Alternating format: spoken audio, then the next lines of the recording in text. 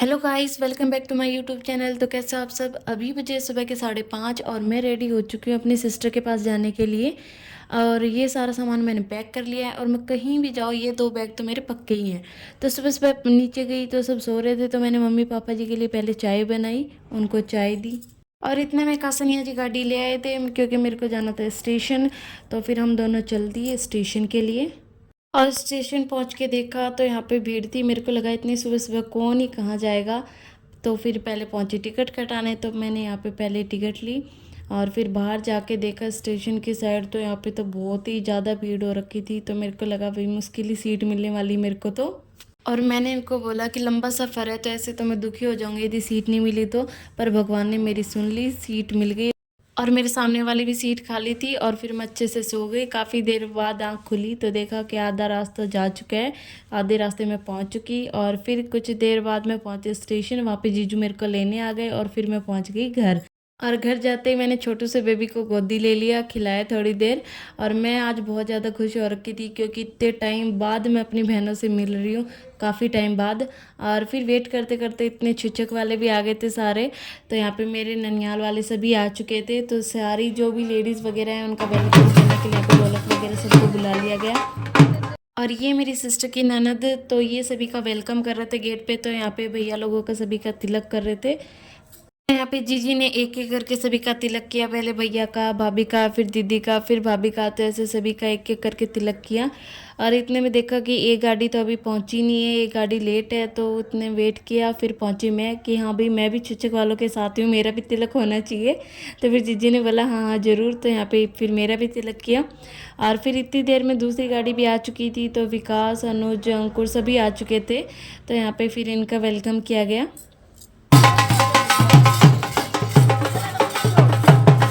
और एक भैया भाभी मेरे सीखकर रहते हैं, तो वो भी टाइम से आ चुके थे। तो फिर उनका वेलकम किया गया। तो ऐसे करके दीदी ने सभी का वेलकम किया। और मैं यहाँ पे पहली बार गई थी, पर फिर भी मेरे को ऐसा नहीं लगा कि मैं पहली बार गई हूँ, क्योंकि यहाँ पे जाके मेरे को बहुत रिस्पेक्ट प्यार मिला। फिर हम सभी पहुंचे खाना खाने। तो यहाँ पे दीदी भाभी सभी खाना खा रहे थे और मैं वीडियो बना रही थी कि मैं हाँ कौन कितना खा रहा है मैं सबका चेक कर रही हूँ। तो यहाँ पे बार बार प्रिया बोल रही थी मैं जब भी रहता का गिलास ले रही हूँ, तू मेरी वीडियो बना रही है। तो यहाँ पे हम सब ने खूब खाना एंजॉय किया।